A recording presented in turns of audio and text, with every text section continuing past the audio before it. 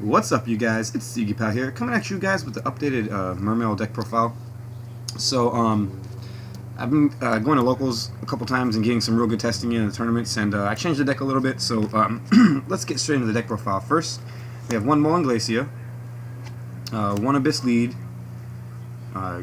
triple Megalo, and triple Teus for the boss monsters. And then I'm playing for the fish, one Turge and one Pike.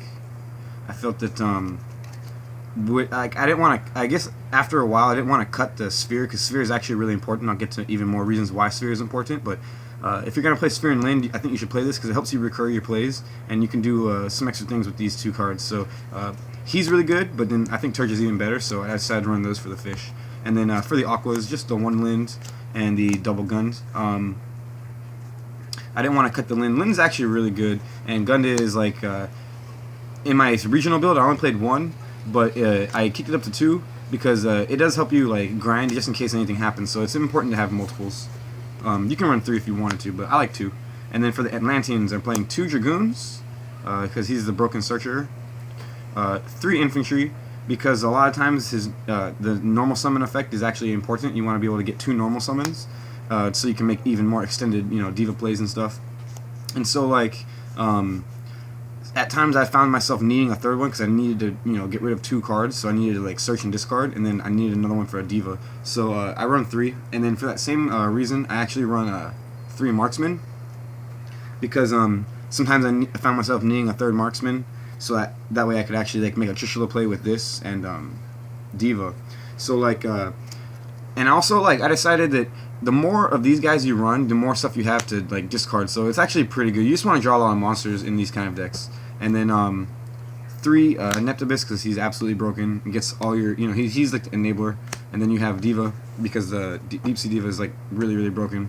And my final two monsters I played two Gameciel Sea Turtle Kaiju. I got this from Phoenix Flare. He had actually a really good like reasoning behind why he played this because like it's like a Forbidden Chalice replacement because it does like the same thing. It gets rid of like a monster that your opponent will like have on their board that's threatening you, and it just gets rid of it. But this is a water monster, so at worst case scenario, you can use it to discard to summon your Megalos and stuff. So it's really strong. And then for spells, I'm still playing triple Instant Fusion. It's a very important card at like beating Cosmos and doing a lot of things. So you have to play three of the best cards you can play in your deck besides like Neptibus and like Megalo and Teus. So like these are like this is like the best card in the deck. It allows you to get like Dweller and get free searches. So like I'd rather have like two in my hand than have none in my hand. So like it's better to have and not need than like need and not have. So So two Twin Twisters. I really like back row destruction. I wanted a main three, but I had to cut the third one. So like only two, but it's really good with gun, and it helps you win the game because like you can use you don't have to rely on marksmen, so it's really strong. And then one Upstarts, one Murray, just get into the deck. This is actually a really good card. I don't think I would ever cut it, but I don't think I would ever run it at more than one because drawing multiples would just mean that you have less monsters to actually kill your opponent with. So I think this is actually a really good card, but I wouldn't run it at more than one ever. And then one Salvage because it helps you like recur and you can fight through back row with this card. And then one Soul Charge because if you go first, it can help you make huge boards and just like get the correct plays you need off. So Soul Charge is really good. One for one because it is broken with Diva plays. And then you got your Regeki. One Mizuchi. I decided to go with Mizuchi and one Sphere. Very important stuff. And so we're gonna move on to the extra deck.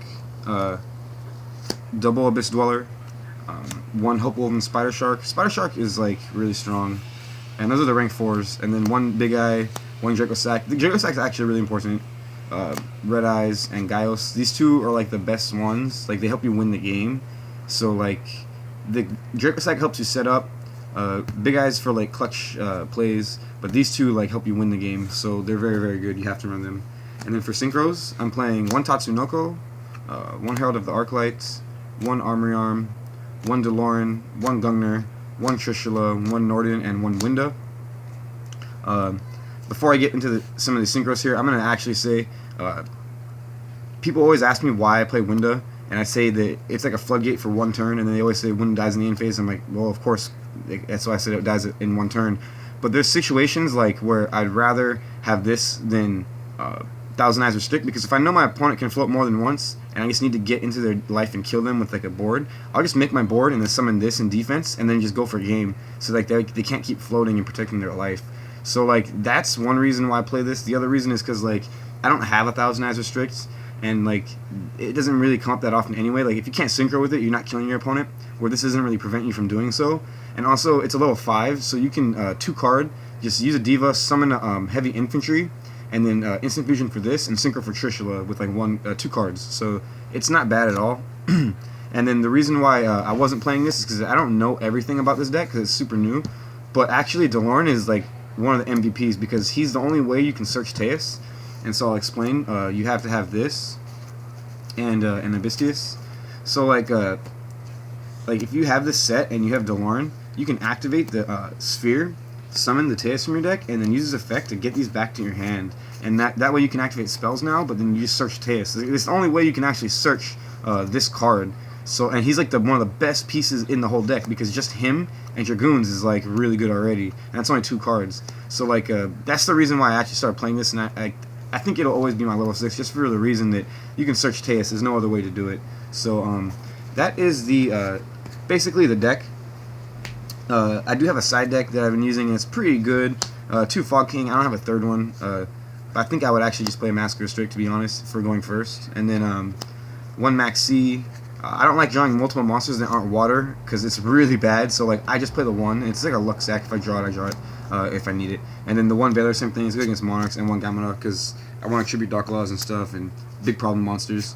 1 more Twin Twister for back row, 1 Cetus for traps, and then for the traps, my floodgates. I actually play 2 Gozen Match, because Gozen Match is actually really good in this deck, because like you only use water monsters, and like your opponent won't be able to like use anything, like if they have like Draco Pals or stuff like that. So it's not a bad card at all. And then triple Iron Wall, because when you go first, I think I'm gonna make a video on how to go first with Mermails, because I see a lot of people going, oh, you gotta go second, and if you don't have the outs, you lose. But you can actually go first with this deck, and it's actually very effective if you know what you're doing. Like against Cosmos, I'll basically, if I draw this, and I have a good hand, I'll try to make a Gaios plus a Dweller and this, and usually they have a hard time trying to play out that unless they have Twin Twisters. So